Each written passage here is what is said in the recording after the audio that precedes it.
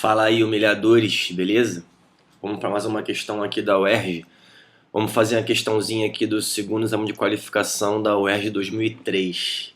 Parceiro, essa questão aqui é o catiço. Então, enche teu miocárdio de ódio aí e me deixa feliz, porque essa daqui é vida louca. Então, vambora. Esquece a vida e foca só aqui. Chama que vem. Vamos lá. Num experimento sobre absorção intestinal, foi utilizado o seguinte procedimento. Vou até tomar um gole d'água aqui para ficar tranquilo. Fechar um pedaço de alça intestinal em uma das extremidades, formando um saco. Então, peraí. Como é que funciona essa questão? Tem que dar uma viajada. O cara quer pegar uma alça intestinal, né? O nosso tubo digestivo, gente, ele é como se fosse um cano, um tubo. Ele não é rígido, ele é maleável.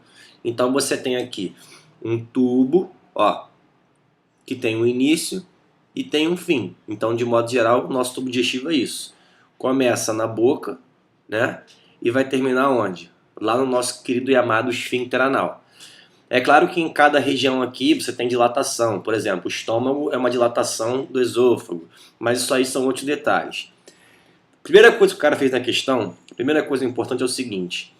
Ele pegou uma alça intestinal e fez isso aqui, ó. Fechou numa extremidade, formando um saco.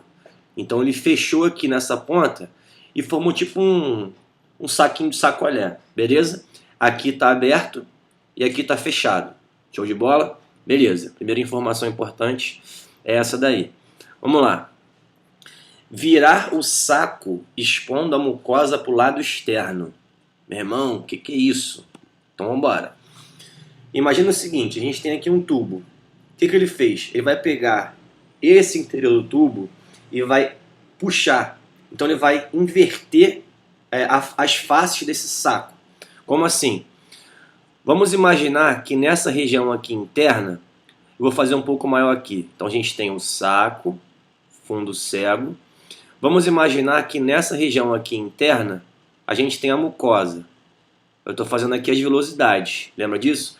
Então aqui onde eu estou pintando, gente, é uma região chamada epitélio simples cilíndrico, que está voltado para o interior da alça intestinal, que a gente pode chamar de quê?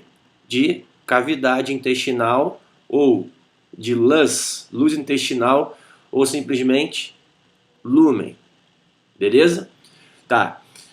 O que acontece naturalmente, gente? O que é o normal da nossa alimentação e do nosso tubo digestivo? O cara comeu um alimento, qualquer alimento, né? Vamos supor, ele comeu macarrão. Ele vai pegar o amido, vai digerir o amido em maltoses, pela amilase salivar e pancreática. A maltose vai ser hidrolisada pela maltase e as glicoses vão aparecer aqui, bem nesse interior. Então o que eu estou pintando aqui de vermelhinho são as glicoses. O que é o normal? O normal é a mucosa absorver essa glicose, né? Essa glicose vai atravessar a parede do tubo digestivo e vai cair aqui, ó, nos vasos sanguíneos que estão passando aqui adjacente. Então a glicose entra no sangue, não é isso? E do sangue ela vai para o corpo. Beleza, isso é o normal. Mas o que o cara fez aqui? O cara pegou essa parte aqui, ó, essa alça que ele fechou, e ele inverteu as faces. Então, deixa eu puxar aqui uma setinha para o lado de cá para ver o que vai rolar. Olha só como é que vai ser agora. Se ele inverteu as faces, o que vai estar para fora agora? O que está para fora agora é a mucosa, ou seja, é o epitélio simples cilíndrico com as vilosidades. Então isso ficou para fora. Olha lá, a extremidade fechada, beleza. E essa parte aqui interna é o que antes estava para fora aqui. E essa parte que agora está externa é o que antes era a interna. Beleza? Show. Vamos lá. Equipe humilhando. O negócio aqui tá doido. Ódio no meu carro, esquece não. Depois o cara pegou esse saco invertido e fechado e mergulhou parcialmente numa solução salina idêntica, porém acrescida de glicose. Então vamos lá. O cara pegou esse saco e ele vai, deixa eu mudar a cor aqui, ele vai mergulhar esse saco numa solução salina parcialmente acrescida aliás, acrescida com glicose. Então aqui está a solução, né, que está banhando aquele saco, né, parcialmente ele não colocou tudo. Isso é importante. Se ele não colocou tudo, não tem como a solução entrar aqui por cima. Se alguma coisa aparecer aqui dentro, só tem uma forma dela entrar. Como? É entrando aqui pela mucosa. Beleza? Isso é importante ter noção. Por quê? O caminho natural, nesse desenho aqui de cima, era o alimento entrar na cavidade intestinal e sair, né, ser absorvido e passar para a corrente sanguínea. Mas como ele inverteu a direção das faces, agora o natural é fazer o quê? É passar de fora para dentro. Então, quando ele coloca aqui o saco parcialmente, né, imerso nessa solução, isso é para dar certeza para nós que o que aparecer aqui dentro vai ser puramente por um mecanismo absortivo e não por uma entrada da solução aqui por cima por esse buraco. Show? Beleza. Vamos voltar para lá. Aqui milhando. Eira, medir em função do tempo. Olha só, hein? Medir em função do tempo a variação da concentração da glicose na solução externa, mantendo as condições adequadas. Então, a gente sabe que nesse ambiente aqui, ó, nessa solução, você tem uma concentração X de glicose. E depois que ele coloca essa alça intestinal invertida parcialmente na solução, ele vai medir com o passar do tempo o que vai acontecer com a concentração de glicose da solução. De cara, vocês estão percebendo, creio que sim, né? Só tem um milhador aqui, já estão percebendo que com o passar do tempo, o que vai acontecer com a concentração de glicose da solução? Ela vai reduzir. Claro que ela vai reduzir. O cara fala, que isso, mano? Como? Vai reduzir pelo seguinte, o natural, qual é? É a glicose atravessar a mucosa e sair para a corrente sanguínea, de dentro para fora. Isso é o natural. Se você comer pão, massa, macarrão, enfim, qualquer coisa que tenha glicose. Mas como ele inverteu aqui as faces da alça intestinal, então agora a glicose não vai de dentro para fora. Agora a glicose vai de fora para dentro. E com o passar do tempo, a concentração, pessoal, de glicose da solução vai reduzir e vai começar a aparecer aonde? Aqui dentro, ó, dentro da alça intestinal. Foi que foi? Beleza, maravilha. Chama que vem. E agora? Vem mais um voodoo aí. Agora é a hora de você humilhar. Rato do esgoto pegando fogo. Se liga, ratazana.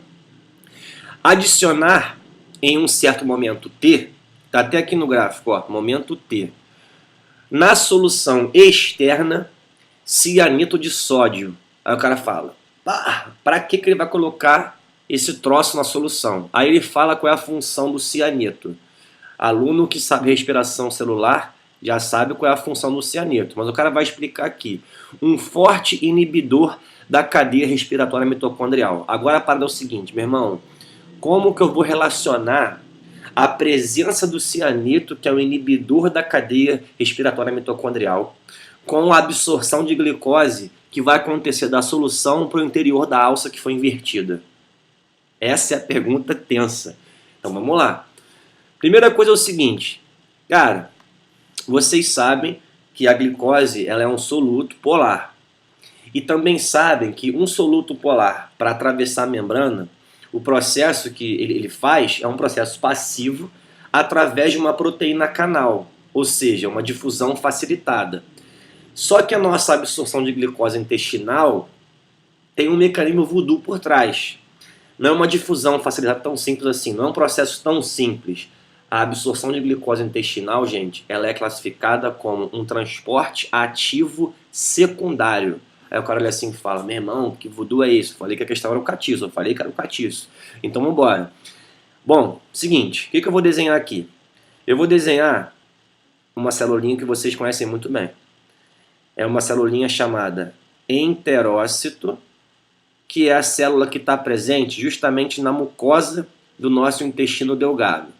É aquela célula que tem as velocidades, ó, estão aqui as velocidades, aumenta a superfície de contato com o alimento, favorece assim a absorção. Beleza. Agora vamos imaginar o seguinte, o cara acabou de comer qualquer alimento que tem glicose. Então a concentração de glicose nessa face aqui, ó, que é a face do interior do tubo digestivo, vai estar alta. O cara acabou de comer, vai ter muita glicose. Beleza.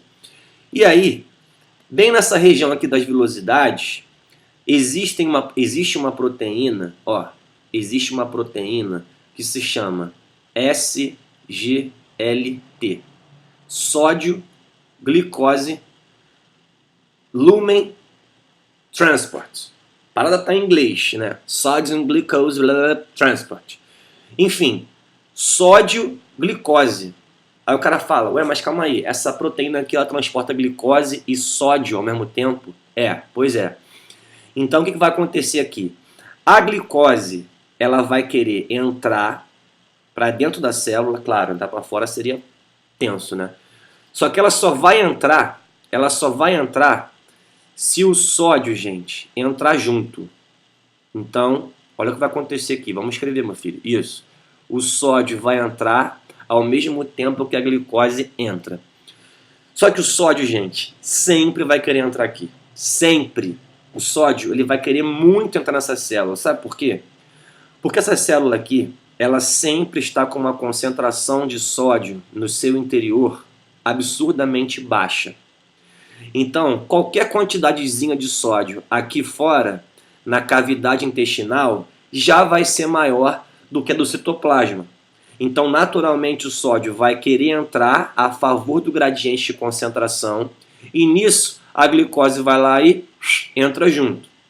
Aí a pergunta que você tem que fazer aqui é a seguinte: irmão, por que o sódio do interior do enterócito está baixo? E aí vem aquela humilhada. É agora que vem a humilhada. Sabe quem nós teremos que chamar aqui? Teremos que chamar a nossa querida bomba. De quê? Sódio, potássio. Tem que chamar. Bomba de sódio, potássio. Irmão, o universo depende dessa parada. O universo depende da bomba de sódio e potássio. É impulso nervoso, é contração muscular, é absorção de glicose no intestino, é reabsorção de glicose no néfron. Chama que vem. Ódio no coração. A bomba de sódio e potássio, gente, diferente do transportador de sódio e glicose, esse transportador aqui, sódio e glicose, ele está aqui em cima, na velocidade, voltado para onde o alimento que você comeu passa. A bomba de sódio e potássio não está ali não. Ela está aqui embaixo, ó, numa região chamada domínio basal. Então ela fica ali embaixo. O que a bomba de sódio e potássio faz? A bomba de sódio e potássio, ela joga para dentro da célula 2 átomos de potássio. Deixa eu voltar lá para o roxinho. E ao mesmo tempo, ela joga para fora da célula 3 átomos de sódio. Isso é um transporte ativo, gente. Ó, bomba é transporte ativo. Ela é uma ATPase. O que significa isso? Para ela funcionar, ela tem que pegar o ATP da célula e hidrolisar em ADP mais fosfato. Assim ela ganha energia e fica fazendo esse transporte sem parar. Aí eu pergunto a vocês, se a bomba de sódio e potássio sempre está tirando o sódio do interior da célula para fora, a tendência é a concentração de sódio desse ambiente aqui, que a gente chama de meio intersticial, ou simplesmente interstício, ficar alta. Então aqui tem muito sódio. Só que não importa se tem muito sódio, porque esse transporte é ativo, então ele vai acontecer. Ele vai até mesmo contra o gradiente de concentração. Mas se a glicose, se o sódio aqui fora fica alto, automaticamente o sódio aqui dentro fica como? Baixo. E se o sódio aqui dentro fica baixo, aquele sódio que está lá na cavidade intestinal, automaticamente vai querer fazer o quê? Vai querer entrar. Até o garotinho tá gritando aqui, meu vizinho tá gritando, né? Que ficou emocionado. Até o vizinho grita com essa porra. Tá, e daí? Isso é muito bom nesse contexto. Por quê?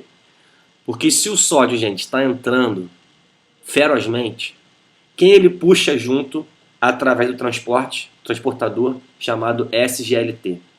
Ele vai puxar junto quem? A glicose. Então o sódio vai entrando, a glicose vai entrando. E no que a glicose vai entrando, olha que legal. A concentração de glicose que vai entrando, ela vai aumentando, né? Ó, vai aumentar a glicose. E aí, quando a glicose aqui fica muito alta, a concentração de glicose da célula fica maior do que a de glicose aqui fora, no interstício. Então, automaticamente, a glicose vai lá e passa. Começa a passar para o interstício, passar para o interstício. E, no fim das contas, aonde que ela vai parar? Você já sabe, olha o desenho aqui em cima. Ela vai parar, ó, num vaso sanguíneo que está passando aqui embaixo. Essa glicose vai entrar no vaso sanguíneo e a pessoa vai ter lá no teu corpo a glicose circulando. Show de bola? Beleza. Mas a questão perguntou o seguinte. O cara botou ali naquela solução cianito de potássio. Então você tem ali a presença do cianito, né? De potássio, então seria KCN. Show. Bom, e daí? O cianito, gente, a questão fala, ele é um inibidor da cadeia respiratória mitocondrial. Então a produção de ATP nessa célula, a produção de ATP, gente, vai ser anulada, vai ser inibida. E daí? Se a produção de ATP é inibida, eu pergunto para vocês, a bomba de sódio e potássio vai funcionar? A resposta é não. Vamos rabiscar. Se a bomba de sódio e potássio não funcionar, a quantidade de sódio de dentro do enterócito vai ficar baixa? Não vai, porque não tem a bomba para tirar. Então a quantidade de sódio do enterócito vai começar a ficar como? Ó, alta, vai ficar alta, porque a bomba não está funcionando, ó, acabou a bomba. Se a quantidade de sódio do enterócito fica alta, o sódio daqui de fora da cavidade vai querer entrar? Não vai querer entrar. Então o sódio vai parar de entrar. Ah, moleque, agora eu fagocitei tudo. Já fagocitaram, né? Se o sódio não vai entrar, ele vai puxar a glicose junto?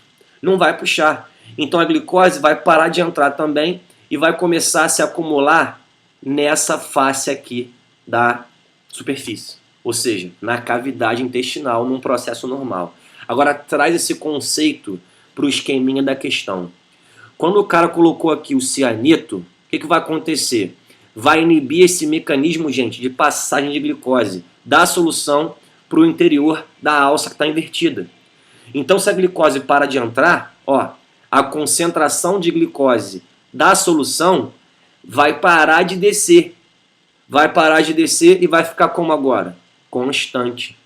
Então, no gráficozinho que está na questão, eu lembro, você tem aqui o eixo Y com a concentração da glicose, você tem aqui o eixo X com o tempo do experimento. E no momento que ele chamou de T, ele colocou lá o cianito de potássio. No início do processo, antes do momento T, deixa eu fazer aqui uma linha tracejada. Antes do momento T, que ele colocou o inibidor, a glicose está sendo absorvida. Então a concentração dela naquela solução vai ficar o quê? Vai ser reduzida. Quando chega no momento T, ela para de reduzir e começa a ficar como? Constante. Então essa é a curva, essa é a nossa resposta. Então isso é o quê? Curva 2. Olha lá. Desceu, desceu, desceu. Chegou na hora que inibiu o ATP, parou de absorver. E aí a quantidade de glicose ficou como? Ó, praticamente constante em solução. Então, gráfico 2, letra B. Foi o que foi, pessoal. Humilhadores, espero que tenham gostado. Chora agora, reaprovado. Se não aguenta, irmão, não se envolve. Chama que vem. Irá. Tchau. Vamos sair desse negócio. Até a próxima. Valeu.